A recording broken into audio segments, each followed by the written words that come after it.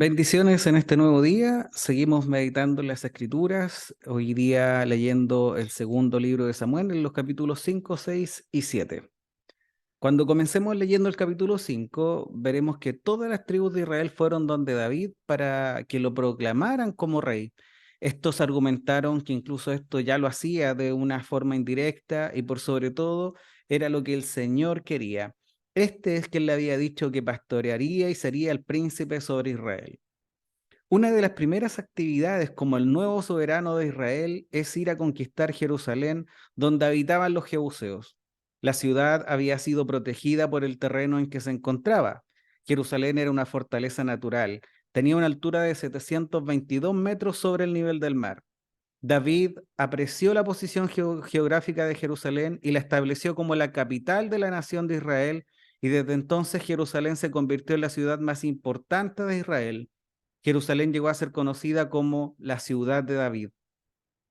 Los jebuseos estaban tan seguros que su ciudad era imposible de penetrar debido a su altitud que se jactaban ante sus enemigos. Estos decían que que aún los cojos y los ciegos podrían detener a quien decidiera invadir la ciudad.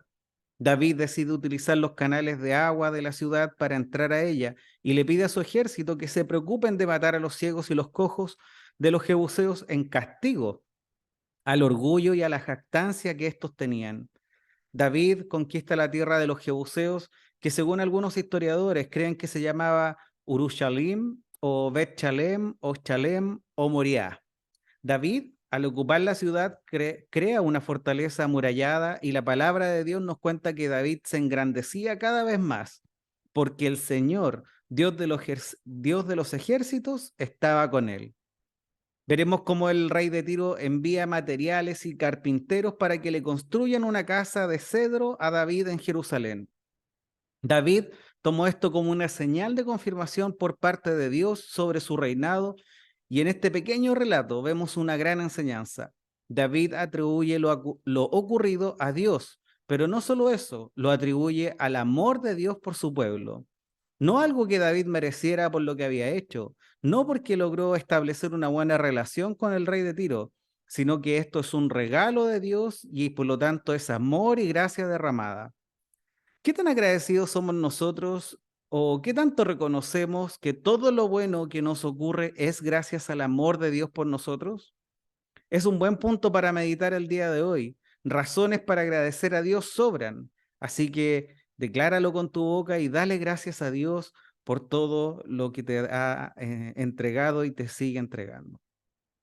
En este capítulo también vemos cómo David, en su prudencia, consulta a Dios antes de hacer algo importante. David hace las preguntas correctas y Dios le responde de formas muy específicas. Así que acá hay otro punto, ya que hoy nosotros muchas veces pensamos o queremos que Dios nos hable, pero no queremos hablarle a Dios. ¿A qué me refiero con esto? Que muchas veces hoy han dejado de lado la oración, quizás pensando en que no escuchan respuestas audibles, y por eso han dejado de hacerlo o lo hacen menos.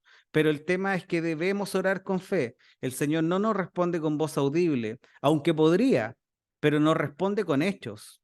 No creo que ninguno de los que esté viendo este video pueda decir que no tenga una oración en la cual usted sabe que no solo fue escuchada, sino que fue cumplida por el amor que Dios tiene por usted. No podemos tener mejores resultados que cuando somos guiados por Dios, y seremos guiados si realmente le buscamos a través de su palabra y a través de la oración. Recordemos Proverbios capítulo 3, versículos 5 y 6. Dice: confía en el Señor con todo tu corazón y no te apoyes en tu propio entendimiento, reconócele en todos tus caminos y Él enderezará tus sendas. Vemos cómo David vence a los filisteos en una victoria sin precedentes. Estos abandonan incluso a sus dioses al ver que nada pueden hacer para ayudarles, y vuelven a atacar por segunda vez. Los filisteos no desistieron fácilmente, volvieron a subir para atacar a David. David no se confió en su propia fuerza, aunque hubiera ganado la primera batalla, sino que volvió a consultar a Jehová. David siguió las indicaciones de Dios. Estas son muy específicas. David atacó por detrás y en el momento que soplaba un gran viento sobre los filisteos, David atacó.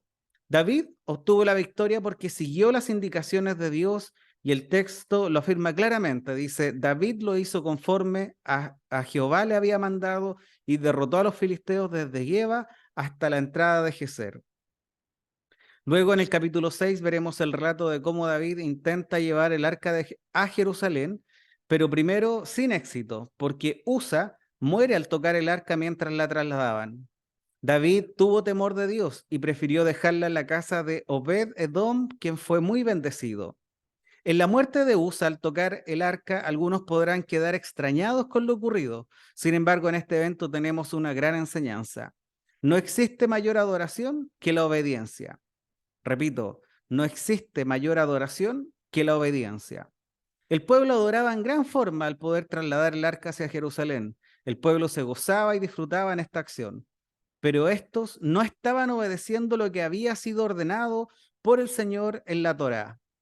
Debemos recordar que la forma de trasladar el arca era muy específica. Esta debía ser trasladada por los levitas. Solo estos las podían tocar. Es más, solo la familia de Coat, los coatitas, podían trasladarla y siempre y cuando ésta haya sido cubierta previamente por el sumo sacerdote. Por lo tanto, la muerte de Usa es producto de la desobediencia. También creo que debemos ver esto de una forma más clara cuando leemos un relato paralelo que se encuentra en el primer libro de Crónicas, en su capítulo 15. Yo solo le voy a leer 3 versículos, usted puede ir y leer el relato completo antes veremos que antes de ejecutar el segundo intento de traslado dice así: entonces David hizo llamar a los sacerdotes Sadoc y Abiatar y a los levitas Uriel, Asaías, Joel, Semaías, Eliel y Aminadab, y les dijo: vosotros sois los jefes de las casas paternas de los levitas, santificaos tanto vosotros como vuestros parientes, para que subáis el arca del Señor, Dios de Israel, al lugar que le he preparado. Puesto que no la llevasteis la primera vez, el Señor nuestro Dios estalló en ira contra nosotros, ya que no le buscamos conforme a la ordenanza. Qué maravilloso, no sé si usted lo logra ver, pero acá queda claramente establecido que fue la falta de obediencia la que trajo las consecuencias. Qué bendiciones poder contar con estos relatos paralelos que nos dan luz para poder entender mejor los hechos que estamos leyendo hoy día en el segundo libro de Samuel. Finalmente, el arca es llevada a Jerusalén y dice que David danzaba con todas sus fuerzas delante del Señor, y al final repartió a todo el pueblo tortas de pan, pasas y dátiles.